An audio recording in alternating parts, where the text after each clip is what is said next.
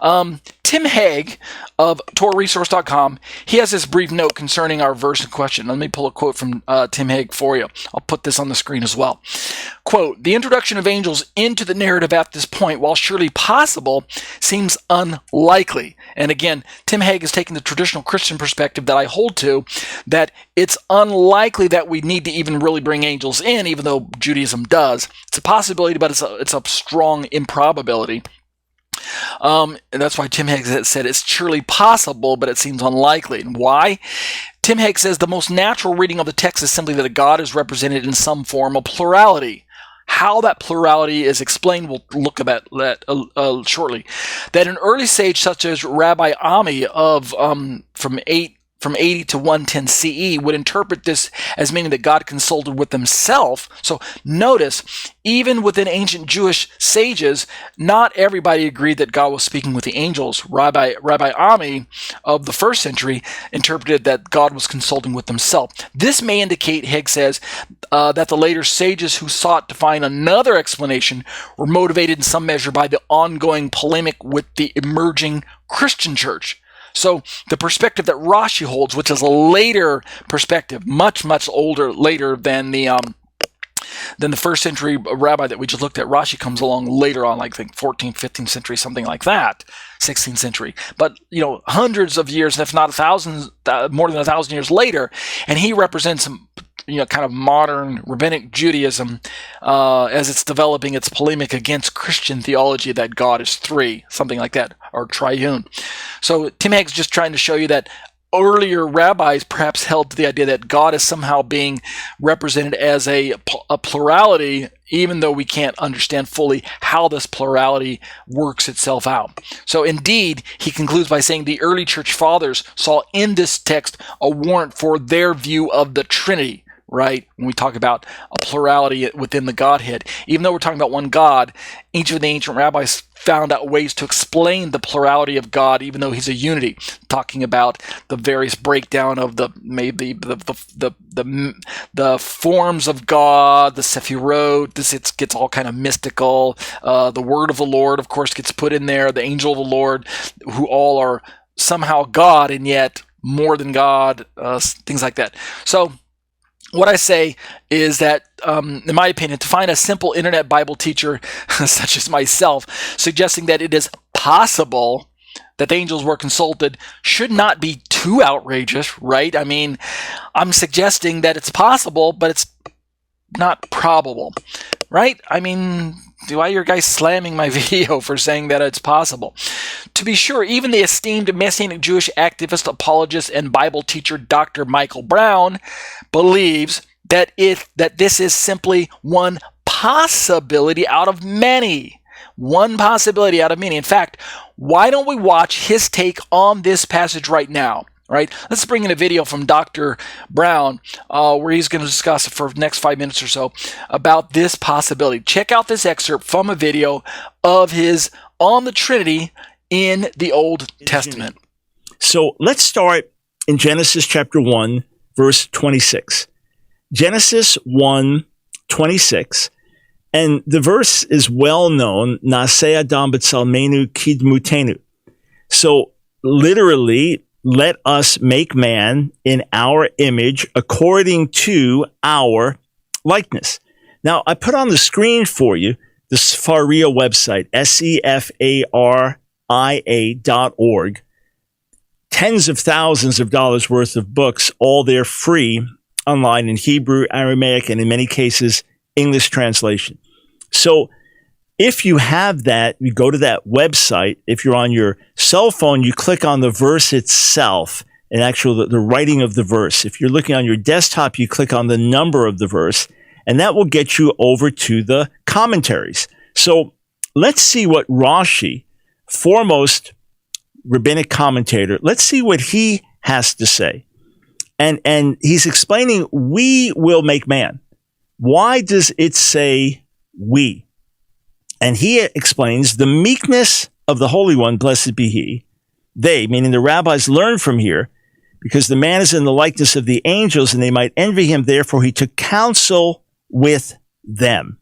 So Rashi goes on with his comments, but what he's basically saying is that the reason it says, let us make man, is that he did it taking counsel of the angels, because man's created in God's image, and the angels are likewise created in God's image, but because man is going to be more exalted, so the angels wouldn't be envious.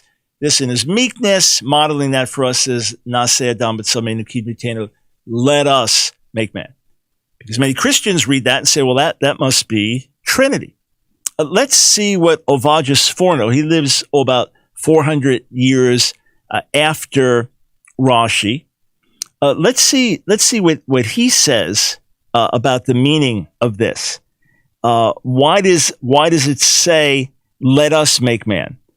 And he says, at this point, God endowed his entourage to carry out the task assigned to it, so that he creates together with the angels, hence, Nase, let us make.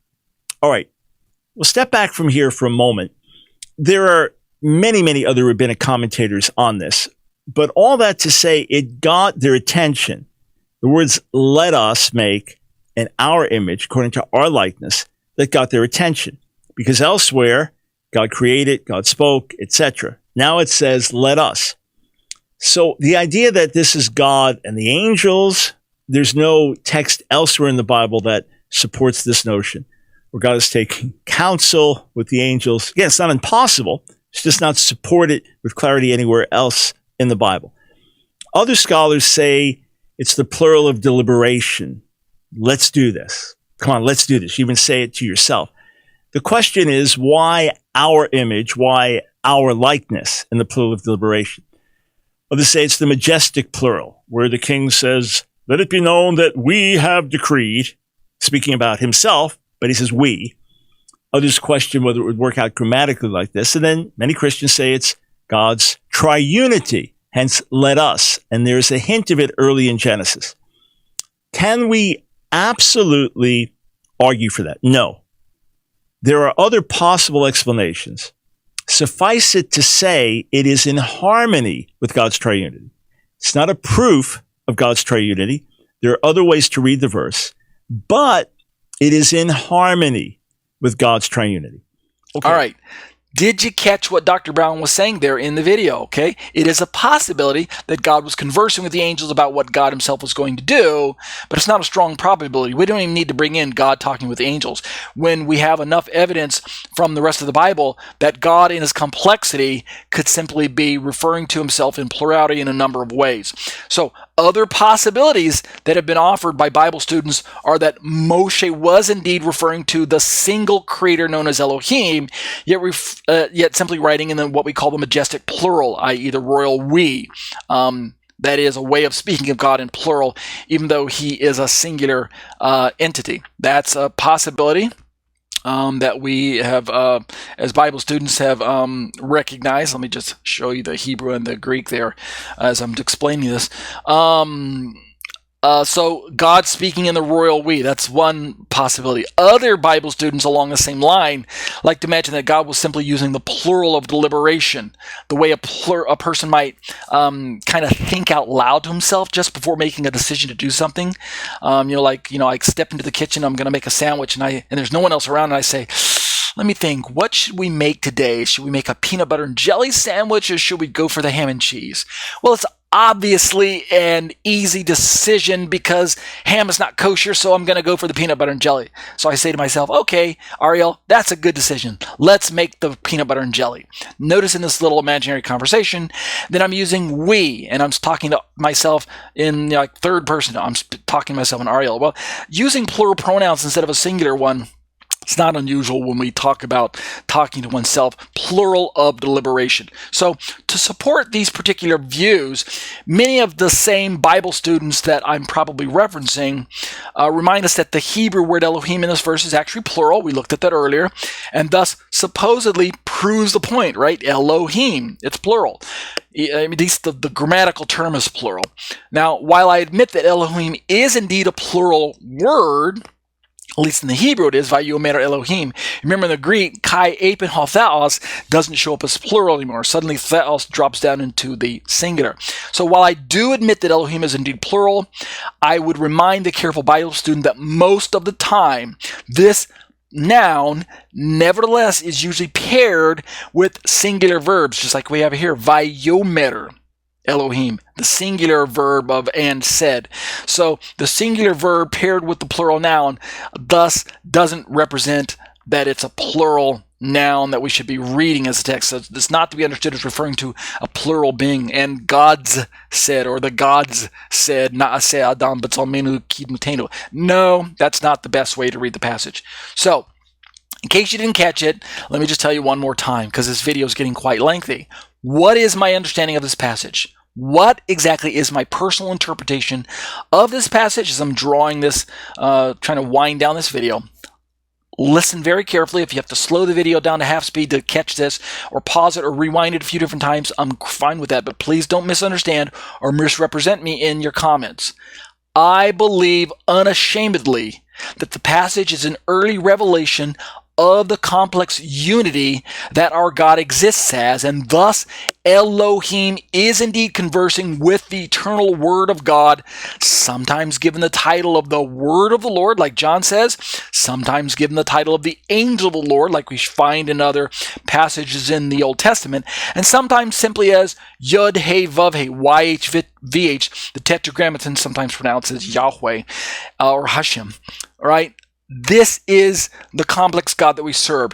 And in my opinion, this explanation is sometimes referred to as the plural of fullness when we talk about Elohim. So